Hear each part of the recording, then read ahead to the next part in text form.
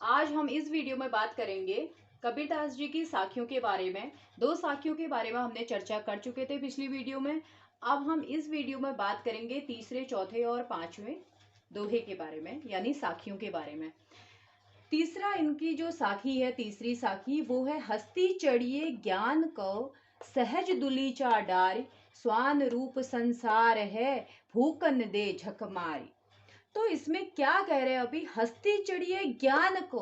तो कबीरदास जी कह रहे हैं दोस्तों कि ज्ञान रूपी हाथी पर आपको चढ़ना है, ज्ञान रूपी हाथी पर आपको सवार होना है।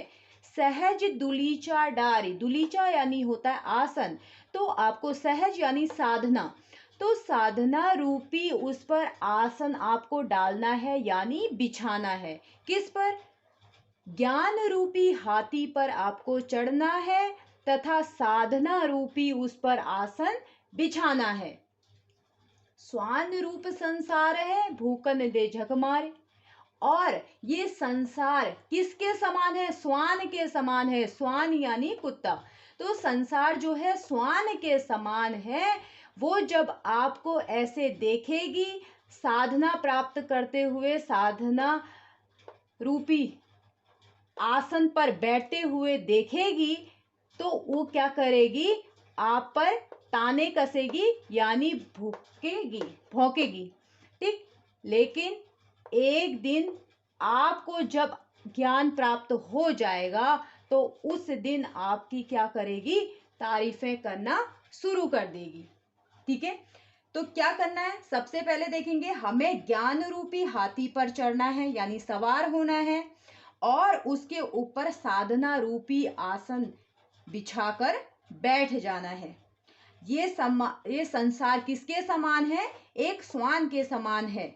और वो क्या करते रहेगी? भौंकते रहेगी आप पे। लेकिन क्या होगा? एक दिन आपकी साधना को देखकर, आपकी तपस्या को देखकर, आपकी लगन मेहनत को देखकर वो भौंकना छोड़ देगी और अंततः आपकी तारीफें यानी आपकी वाहवाही करनी शुरू कर देगी। ये कबीरदास जी ने इस साखी में कहा है। अर्थात कहने का मतलब ये है, जब आप कोई अच्छे कार्य को करने के लिए निकलते हैं तो उसमें अनेक रुकावटें आती है, अनेक लोग व्यवधान पहुंचाते हैं, लेकिन जब आप उस कार्य में सफल हो जाते हैं, उस कार्य में आपको सफलता प्राप्त हो जाती है, तो वही लोग जो आपको एक दिन ताने दे रहे थे, आप पर व्यंग कर रहे थे, वही लोग एक दिन आपकी इस मेहनत लगन को देखकर क्या करते हैं? आपकी तारीफें करना शुरू कर देते हैं।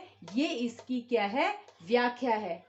कबीरदास जी का कहने का एक संदेश यही जा रहा है कि आपको जिस उद्देश्य के लिए आप निकले हैं, जिस कार्य पर आप लगे हुए हैं, जिसे आप मेहनत से, लगन से करना चाहते हैं, उसे करिए। चाहे संसार भी कोई भी रुकावट आपके सामने आ जाए, उसको पूर्ण करके दिखाइए और अपने को साबित करके दिखाइए।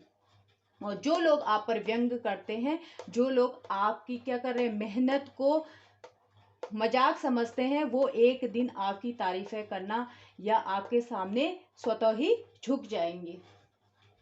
अगला हमारा साखी है, पखा पखी के कारणे सब जग रहा भुलान, निरपक होई के हरि भजे सोई संत सुजान।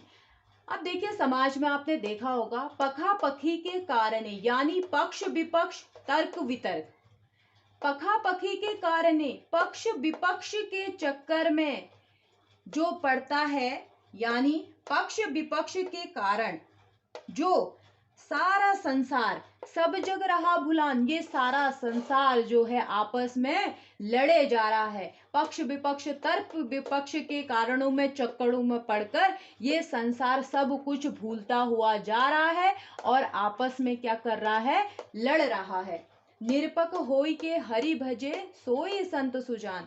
तो कबीरदास जी कहते हैं कि जो व्यक्ति इन सब बेकार की चीजों में न पड़कर निरपक्ष होकर, निष्पक्ष होकर प्रभु का भजन करता है, वो ही एक सच्चा संत होता है।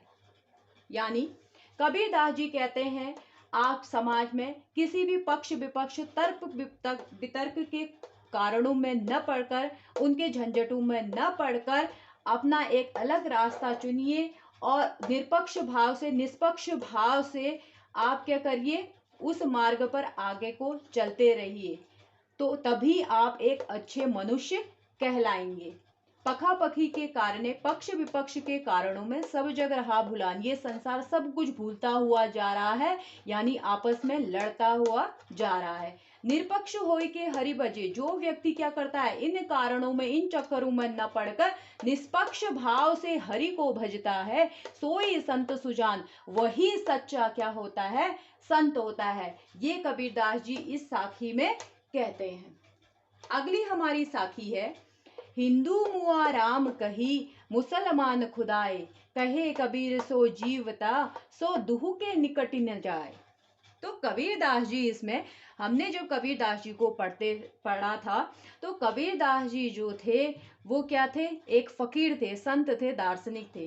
तो उन्होंने यहाँ पर हिंदू मुसलमानों पर भी एक व्यंग कसा है। वो कहते हैं, हिंदू मुआ राम कही, मुसलमान खुदाए, कहे कबीर सो जीवता, जो दुह के निकट न जाए।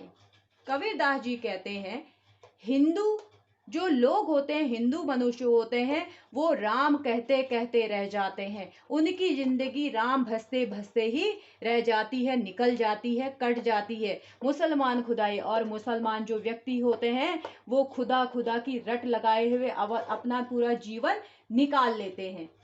कहे कबीर सो जीवता, कबीरदास जी कहते हैं, सो वो ही व्यक्ति जीवित है जो दुहु के निकट न जाए, जो इन दोनों के बिल्कुल भी निकट नहीं जाता है, पास नहीं जाता है, इनके चक्करों में नहीं पड़ता है। किन के चक्करों में, हिंदू और मुसलमान। जब हिंदू क्या करते रहता है, राम राम भसते हुए मृत्यु को प्राप्त हो जाता है, यानी अपना जीवन समाप्त कर देता है। मुसलमान खुदाई, मुसलमान जो होता है खुदा खुदा कर कर अपने जीवन को समाप्त कर देता है, पूरी जिंदगी व्यतीत कर लेता है।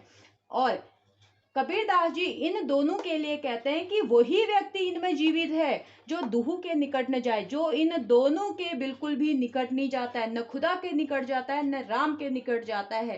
कहने का तात्पर्य ये है कि ईश्वर क्या है, एक है। जैसे साईं बाबा जी कहते थे, सबका मालिक एक है, उसके रूप भिन्न है, ठीक, उसके रूप भिन्न है, लेकिन है एक, और उसी के नाम अलग है, रूप भिन्न है। तो कबीरदास जी कहते हैं, इन सब चीजों को छोड़कर आप राम के चक्करों में भी न पड़े, खुदा के चक्करों में भी न पड़े, सिर्फ आप मानव धर्म को अपनाएं और मानवता को अपनी दिखाएं। वही एक क्या होता है, सच्चा व्यक्ति होता है। वही क्या रहता है, उसी को कबीरदास जी अपने शब्दों में कहते हैं, वही सच्चे रूप में जीवित है, जो इन दोनों के निकट न जाकर सिर्फ अपना मानवीय धर्म को अपनाता है, वही मनुष्य है। दोस्तों, ये थी मेरी साखियां, 3 साखियों की व्याख्या अर्थ सहित मैंने यहाँ पे आप लोगों को कराई। आशा करती हूँ कि आप लोगों को समझ में आया होगा। चलिए मिलते हैं अगली वीडियो में, तब तक के लिए धन्यवाद।